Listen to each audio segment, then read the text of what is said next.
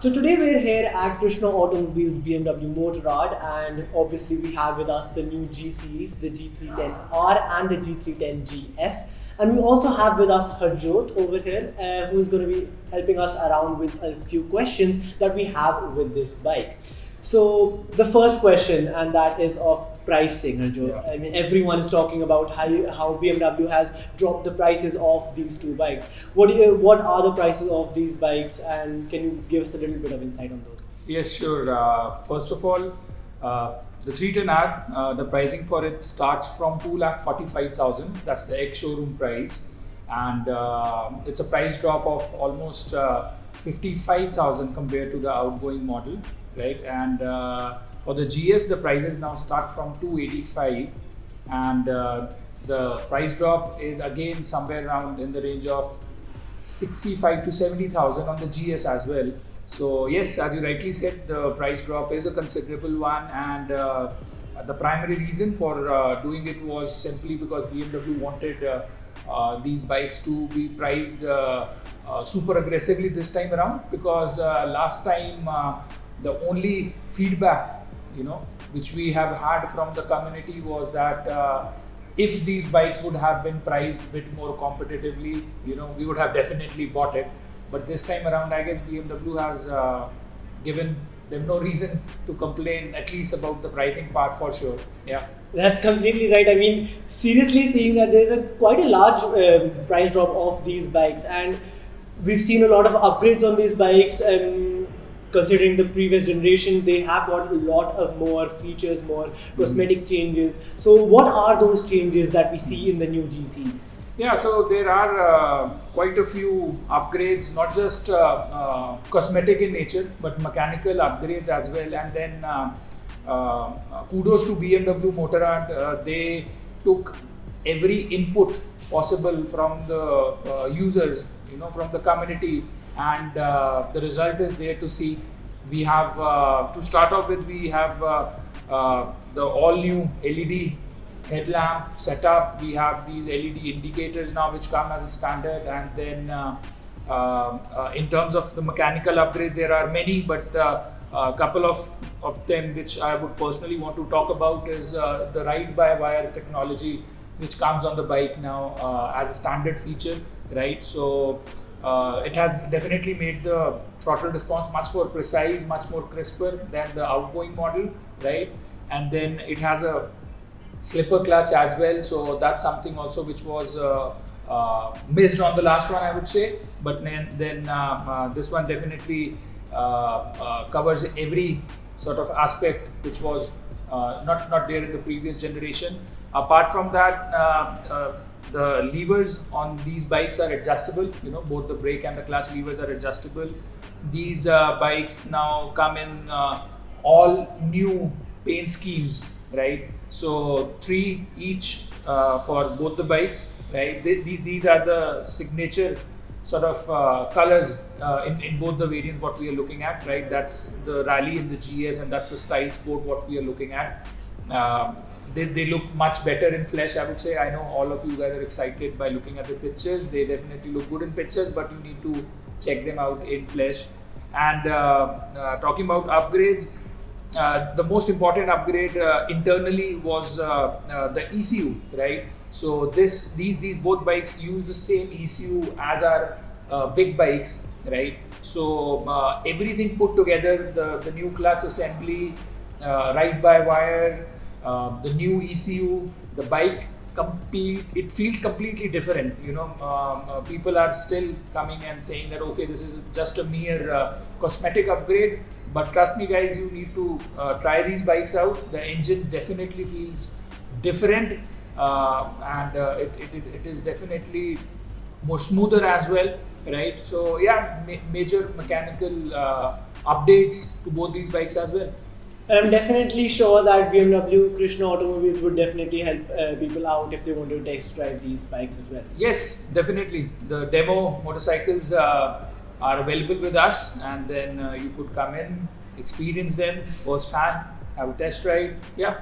Sure. So now talking about the prices that we've seen, the prices have come down. So buying a bike is a different story, but I think that all the viewers would also agree that servicing the bike is a completely different story after buying the bike. And a lot of people have this, misconception. I would say that after buying a BMW motorcycle, like service is going to be really, really expensive. Is that the actual scenario? So yes, I have also heard this from a lot of people. There is a sort of as you said, misconception that the servicing is on the higher side. But if you ask most of the users who have been using these bikes for the past 2 years, so every service would cost you around 5 to 6,000 rupees, right? And the interval, as we know, is 10,000 kilometers or 1 year, right? Whichever is earlier. So I guess it's absolutely It's pretty genuine. yeah, it's not over the top, Exactly. right? So I would request people to just not assume that these Exactly. bikes are costly to maintain. They should come to us, talk to us, ask us. The entire service schedule, will be more than happy to share the details. Yeah. Right. So with that out of the way, and I'm sure that I've cleared a lot of misconceptions that people have. Also, you talked about big bikes that BMW has also produced, and they have the same ECU unit in these bikes as well. So, considering the people who already have those big bikes with them, are they also considering the G series? How has the response from those big bike people been towards the G So series? yes, that's a very important point which you have made. So the G310s are the entry level models in our lineup. But then lately, with all these upgrades, a lot of current big bike owners, right, people who are riding, say, the 1250, 1200 GS or other bikes as well, are really tempted to buy these because at the end of the day, we realize, like something like a 310 GS, the weight is just 169 odd kgs fully fueled, right? So it's a very light bike to handle. It's very maneuverable. So yeah, it is appealing to the big bike owners as well, because they want something as practical and as nimble to use on day-to-day basis. They want to go to places where they're sort of big heavy bikes make them a bit uncomfortable.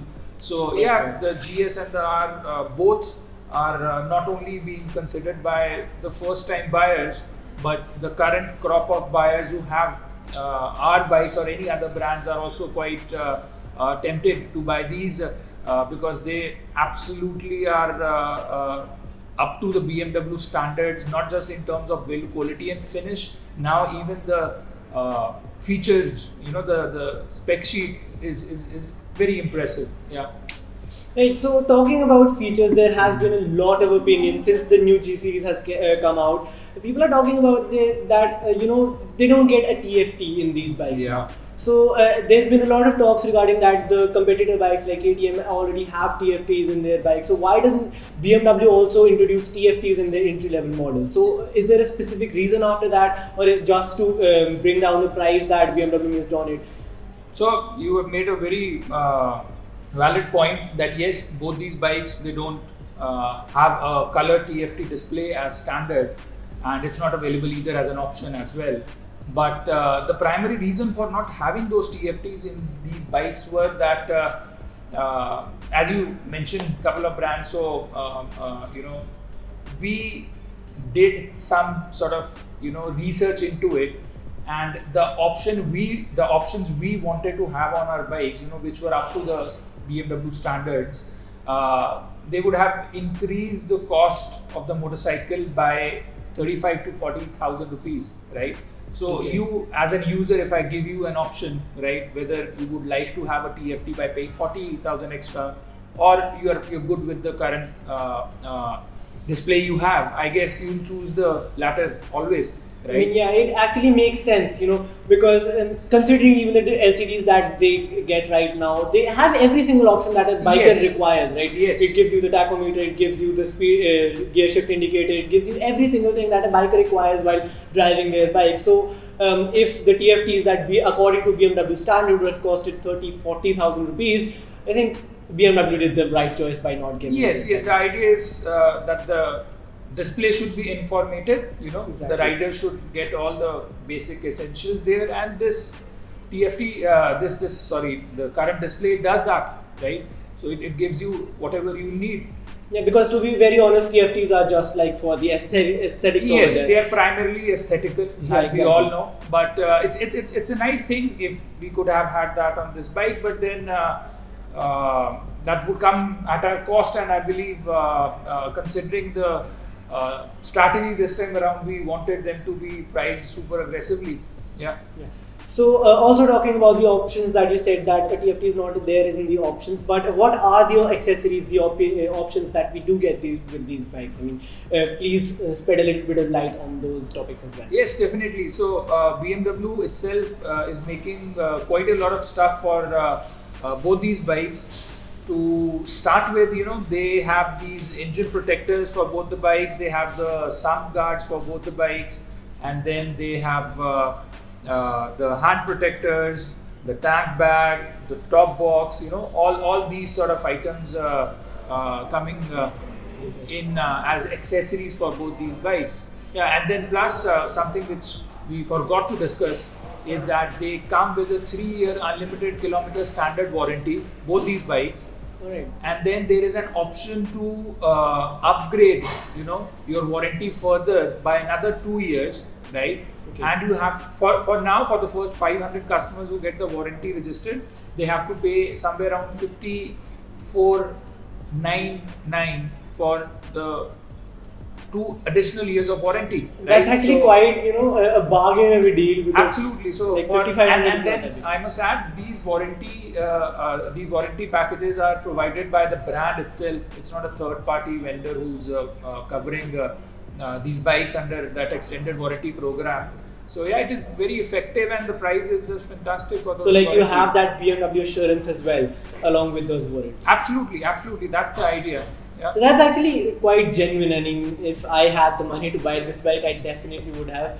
In my personal opinion, like I would have gone for the 310Rs just because of its looks. I am more inclined towards this type of a style. I mean, what's your opinion? What if you had the option to buy both these bikes? What bike would you have gone for? So, as you said, we all have our personal preferences. Exactly. And our choices. Both these bikes are brilliant in their own ways, but I normally don't use my bike much for city runs, right? I would want something like a GS, which I can ride in city as well. Mhm. But then on the weekends, I could hit a trail nearby. I can do some nice long distance That definitely- touring on it as well.